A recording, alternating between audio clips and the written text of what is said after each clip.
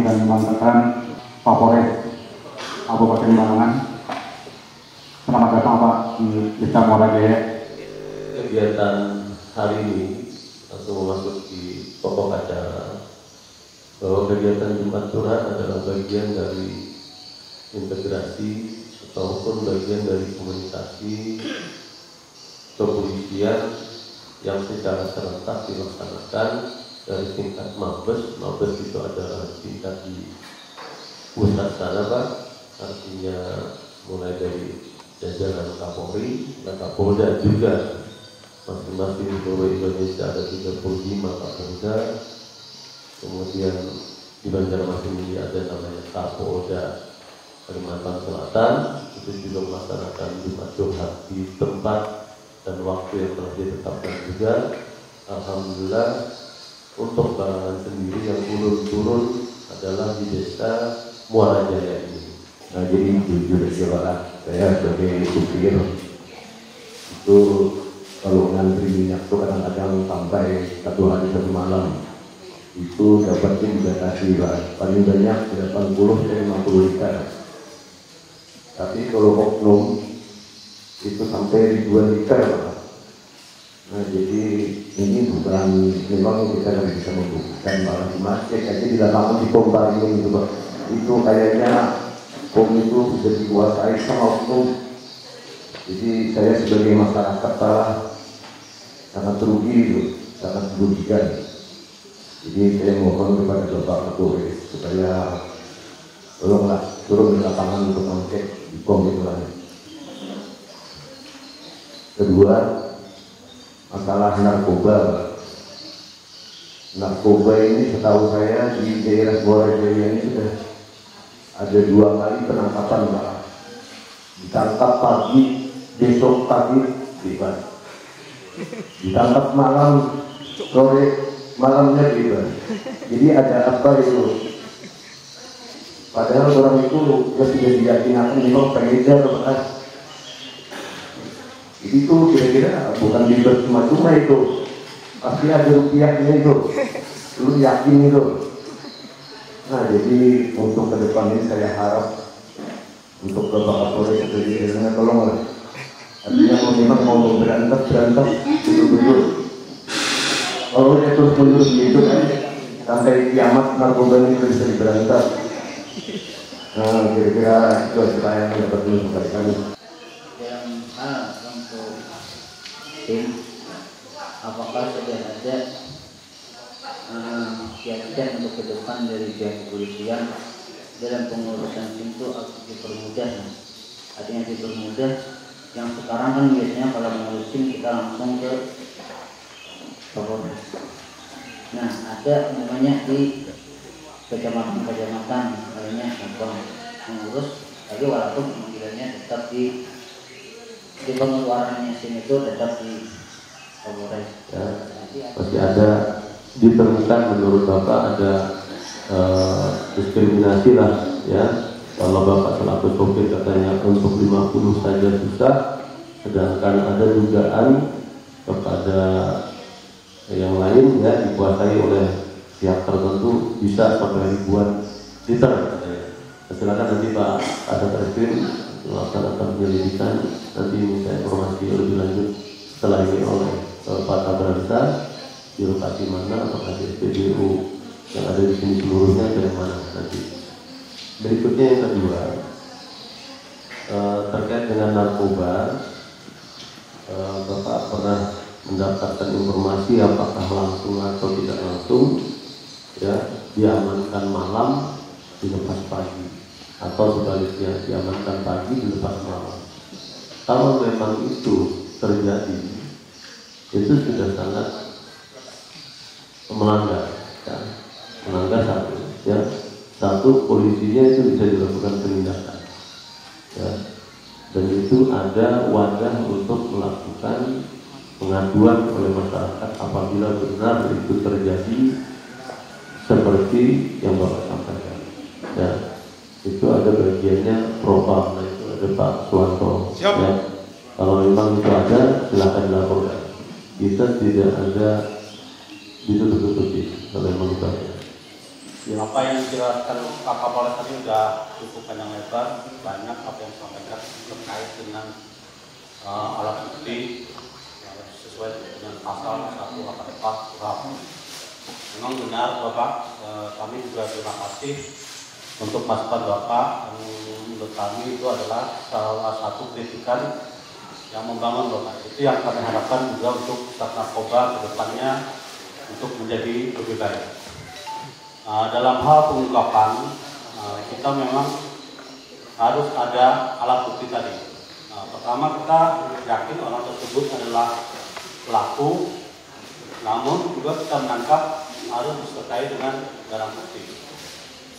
Apabila barang bukti tersebut tidak mencukupi atau alat bukti tersebut tidak mencukupi, kita akan melaksanakan mekanisme mungkin nantinya gelar perkara yang dilakukan secara internal atau eksternal Sat Narkoba. Walaupun itu tidak cukup bukti, maka kita lakukan proses seperti apa yang Bapak bilang tadi dilepaskan. Kami juga tidak memungkiri mungkin penilaian masyarakat ini kita mungkin awam seperti apa. Kalau tidak cukup bukti kita lepas, mungkin kita menilai itu pelaku narkoba, ini bandar narkoba, kenapa dilepas?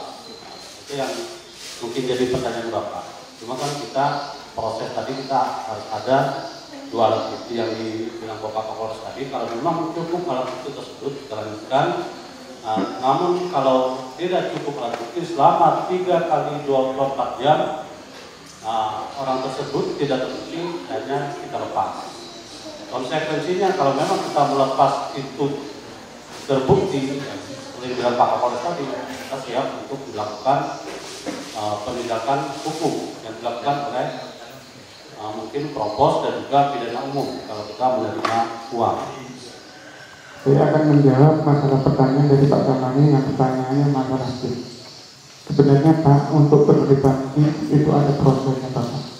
Prosesnya tidak seperti di yang lain-lain.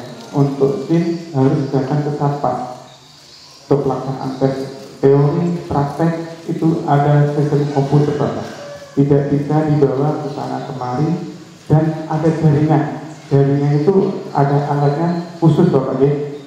Jadi kalau memang desa ini mengendaki untuk bikin SIM, bisa nanti Bapak koleksi dengan desa, daftar nama-nama siapa, nanti diajukan ke bagian SIM, didata, dan orangnya harus ke sana Bapak. Orangnya harus ke sana kalau memang bisa melaksanakan teori, ada teori lulus, praktek lulus, dan sekitar hari itu juga nanti bisa dilaksanakan foto. Kalau sudah selesai foto, nggak berapa lama SIM langsung keluar Bapak. Jadi bisa langsung membawa SIM-nya dibawa pulang. Itu masalah proses SIM. Jadi kalau yang dari lain-lain itu ada namanya SIM klinik. Kebetulan untuk Polres Barangan belum ada alat untuk SIM klinik. Karena SIM klinik di mobil itu dilengkapi dengan komputer dan sebagainya sesuai dengan dari Mabes.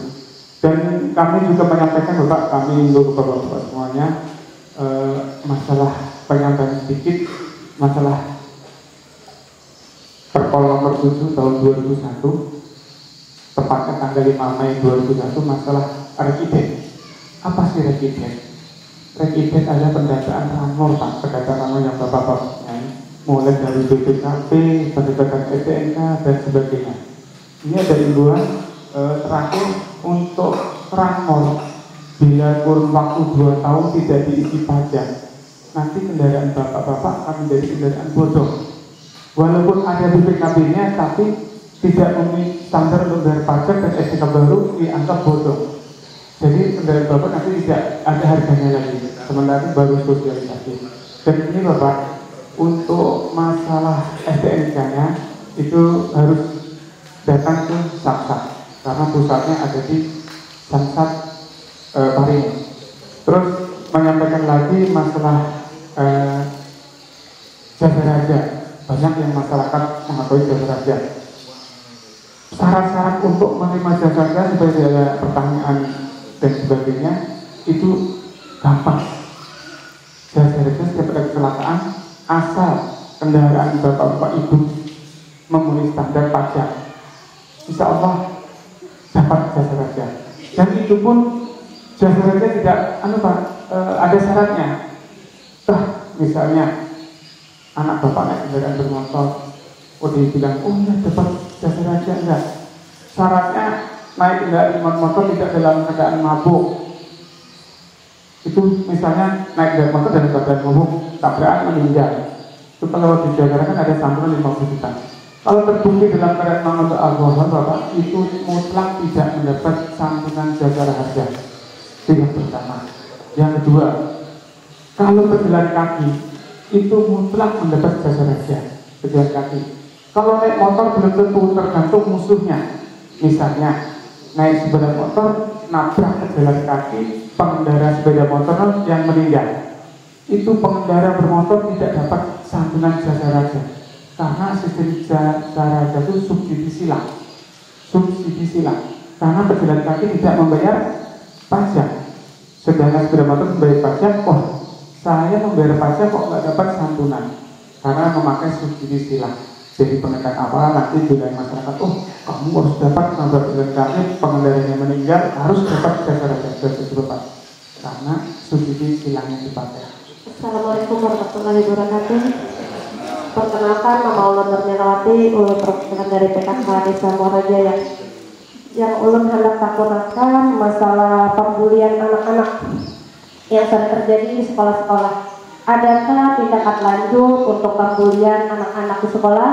Dan adakah juga tindakan kepolisian untuk memberi wawasan untuk anak-anak sekolah agar tidak terjadinya pembulian? Yang kedua, selain Jumat curhat secara tatap muka, apakah ada juga tersedia Jumat curhat secara online?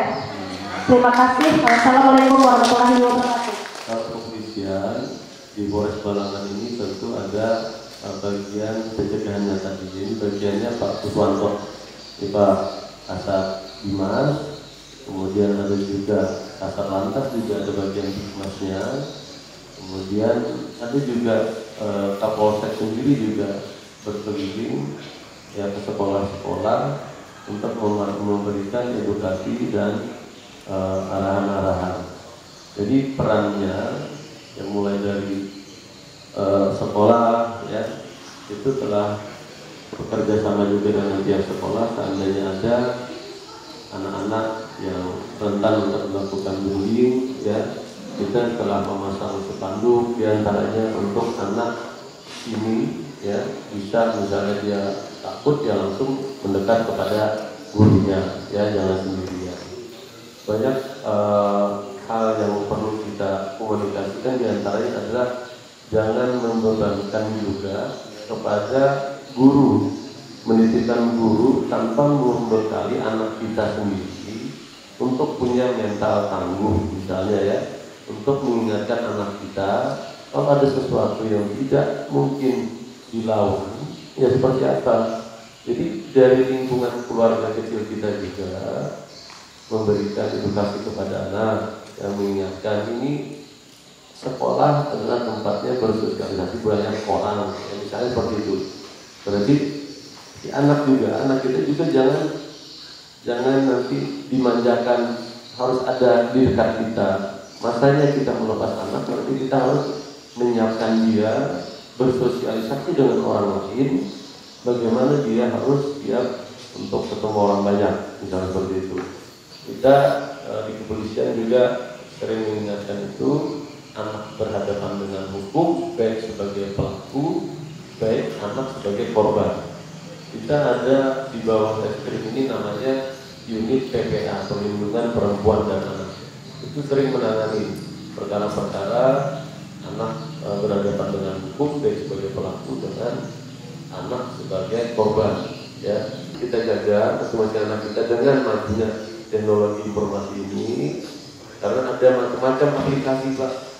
Jangankan ini, anak dari pembekalan kita, anak usia kelas 3 SD itu bisa tahu dan bisa hampir anak usia kelas 3 SD itu sudah bisa membuka ya HP ini aplikasi yang pornografi.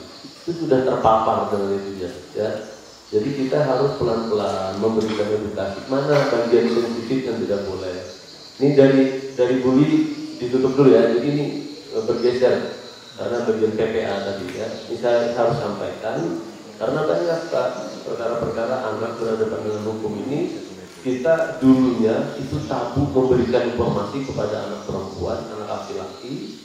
Tapi sekarang kita harus pelan-pelan menyampaikan ini bagian sensitif yang tidak boleh disentuh oleh laki-laki ataupun disentuh oleh perempuan, atau aurat mana bagi yang muslim dan aurat laki-laki dari lutut ke bawah ke atas misalnya kan. Nah, kalau perempuan mana misalnya seperti itu. Nah itu harus kita sampaikan pelan-pelan ya pada anak. Jangan nanti dia mendapat tempat curhat yang lain selain orang tua ya seperti itu. Berikutnya yang kedua dari ibu tadi, selain Jumat curhat tatap muka seperti ini, apakah ada Jumat curhat juga yang online? Ada Bu, silakan dibuka IG Polres Balangan ya. Nanti ada juga Polres Balangan, ada juga Kapolres. Silakan Ibu di sana nanti tanyakan Bu, atau ini bukan Bu Dede curhat dong, kayak gitu kan.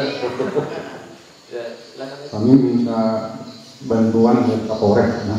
Mudah-mudahan bisa ditemukan di mana program visi kami ini memberdayakan ekonomi rakyat, pemberdayaan ekonomi rakyat, pemberdayaan masyarakat, berjaya untuk bidang ekonomi. Dalam pemberdayaan ekonomi masyarakat itu kami di sini ada ingin membuka tempat kunjung wisata kecil-kecilan atau sekarang ini. Tapi saat ini kami terhambat Pak membuka tempat wisata itu. Wisata warga itu Kapolres saja minta bantuan alat berat masuk ke lokasi itu. Nah, sedangkan lokasi ini kan ditutup Pak, ditutup dari pihak keamanan kan ditutup. Nah, sekarang kami meminta bantuan dari Kapolres untuk meletakkan alat berat itu ke lokasi itu atau 3 hari selesai atau 4 hari atau 5 hari selesai, belum selesai tarik kembali. Kami ada punya dari rakyat. Saya kira setiap hari itu yang lewat di sana itu lebih dari antara 25 atau 50 jalan itu sebagian rusak, bericak. Nah, kami itu hendak kalau dengan yang betul. Nah, cuma kami gaya berpandang kalau pembakar mengeluarkan dana, karena menganggap di mana ini dianggap korupsi, pembakar berikhlas. Nah, itu saja ya, sebulan itu mungkin Rajab, Syaban, Ramadan kan menjelang puasa. Nah, supaya bolehkah kami melaporkan ada berjualan warung bulan puasa tapi dengan di dalam rumah, so masuk orang keluar, so masuk keluar. Nah, bolehkah kami melaporkan ke polisi itu? Soalnya kami sudah terganggu kan, kurang mana saatnya membuka kurang jauh. Ada aja berjualan itu, ya, warnanya kan ada kan mama, ini kan di dalam rumah berjualan. Nah, itu yang baru kami tawarkan. Pertanyaan mengenai perpajakan kendaraan motor. Misalnya Pak, ketika kita menghidupi pajak itu kan misalnya kita membeli dengan second. Jadi di situ kan terampil fotokopi si pemilik kendaraan. Jadi untuk saat ini apakah kita harus betul-betul mempunyai KTP si pemilik untuk menghidupi pajak atau memperpanjang di Samsat. Dan yang kedua, apakah ada solusi di pembangunan drainase, artinya kan untuk EK 4 di Sabarjaya, khususnya EK 4 tempat kami, yaitu kalau yang kemudian Pak, yang di belakang itu kan ada irigasi. Lalu kan itu aliran sungai itu tidak bisa membuang ke sebenarnya. Jadi harapan kami, apakah nantinya harapan kami itu harapan kami nantinya apakah ada solusi untuk membuang aliran sungai ke sebelah irigasi? Jadi kalau cuma untuk membuka saja, tapi kalau melintas itu nanti kita cek sama Pak Kasar Lantas. Tapi perlu dikawal Pak, karena alat berat yang masuk ke jalan itu kan berat itu, nggak boleh jangan sampai nanti dilalui pakai nggak diangkat menggunakan mobil trailer, nanti dijalankan merusak komplit masyarakat di sini. Nanti tujuannya bagus, positif untuk tempat wisata, kalau dijalankan jalan itu rusak, kebakaran nanti ada masalah baru lagi nanti. Jadi Kapolsek Pak ya, nanti monitor gimana tujuannya kegiatannya. Dari Pak Pembakalan tadi itu mestinya dijawab oleh Pak Pembakal yang baru Pak. Jadi terkait dengan jalan rusak ya, ini kalau itu peruntukannya kira-kira bisa saja oleh anggaran desa yang baru ini, tidak usah khawatir masalah korupsinya. Kalau bisa dipertanggungjawabkan oleh kepala desa dan itu menjadi prioritas, silakan dirapatkan dari BPD-nya, itu diketuk palunya oleh BPD, nanti menjadi prioritas di bagian RT-nya Bapak atau jalannya Bapak tadi Utara, itu tanggung jawabnya Pak Pembekal nanti merapatkan setelah ini dengan BPD-nya. Kemudian dari Pak Purjani tadi menyampaikan kalau misalnya ada warung rusak aduk lah, Pak Purjani, kalau misalnya ada warung rusak aduk dia lah, ya Pak bisa kan melapor ke polisi. Nah, jadi kalau itu sebenarnya tugas Satpol PP untuk menegakkan perda, apakah ada perdanya enak. Nah, karena Linmas Donian ini apakah ada ditugaskan atau menjadi kepanjangan tangannya Satpol PP beroperasi di sini kan? Nah, kami pengawal aja di belakang kan? Ada pas bulan puasa membuka warung, kalau kira-kira sudah menjelang sore apa-apa, karena kalau misalnya di rumah aja kira-kira ya siapa nanti perdanya lah. Yang penting kalau dia melakukan penegakan itu nggak bisa terlalu arogan, ya ada aturan mainnya. Sebelum lagi dia menunjukkan surat perintah, misalnya berdasarkan surat perintahnya kan ada. Kalau siapa nanti yang mendapat mendapat surat perintah dari Satpol PP, misalnya dituakan di sini, belum ada tahu apakah nanti ada dari kecamatan atau dari kepala desa, perangkatnya untuk melakukan razia rumah atau tempat tertutup lain yang menjual melanggar aturan. Nah itu dia harus ada tahapan-tahapannya juga. Ini surat perintah lulus, ini surat perintah pengusutannya misalnya dari itu ya. Tapi kalau yang berwenang melakukan pengusutannya dan kita harus mendampingi begitu Pak. Tapi sebisa mungkin jangan jadi masalah baru. Artinya kita dikasih kewenangan karena berlebihan akhirnya kasihan jadi masalah kampung. Kayak gitu secara belum pernah kita bisa aja dilaporkan dan kita lanjuti bersama-sama supaya yang lebih baiknya aja. Kemudian yang dari BPD terkait dengan pajak motor silakan Pak Kasar Lantas nanti menjelaskan. Terus kalau terkait dengan masalah musim penghujan ini tentang drainase, nanti drainasenya ini itu tanggung jawab kita akan bawa ke PMK nanti PUPR juga ya. Itu nanti silakan Bapak penguran atau membawa nanti dari ranah desa ini ya Bapak angkat itu supaya mencegah banjir misalnya ya, harus deras ini ada buka tutup air ya, dan kita bisa menampung itu. Silakan Bapak nanti bicara penguran dan menembuskan ke kami bisa teruskan kepada dinas terkait. Mungkin kalau saya nanti bisa langsung kepada Pak Bupati sekalian. Apalagi kalau pergantian SDNK 5 tahunan. Dan ini ada peraturan baru untuk kendaraan bermotor yang dipindah tangankan Bapak. Dipindah tangankan misalnya kita beli tidak baru motor bekas atau mobil bekas, itu seharusnya wajib dibalik nama.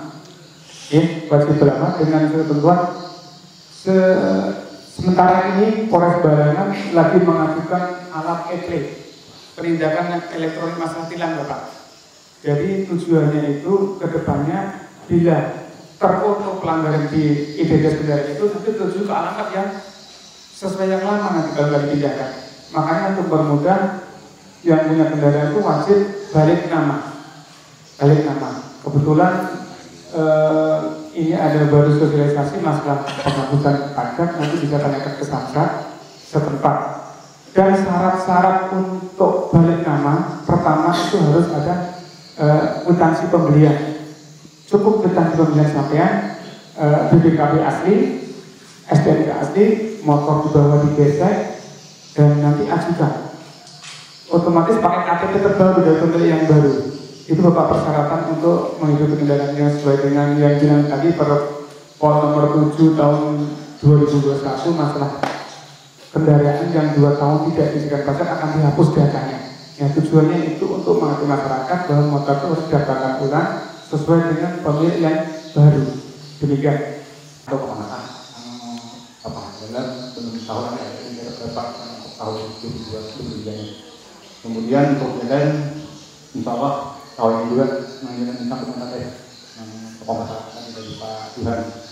Jadi acara area misalnya area nomor jaya, ada area nomor jaya, insya Allah nantinya akan kita perbaiki untuk sudah masuk yang jalan.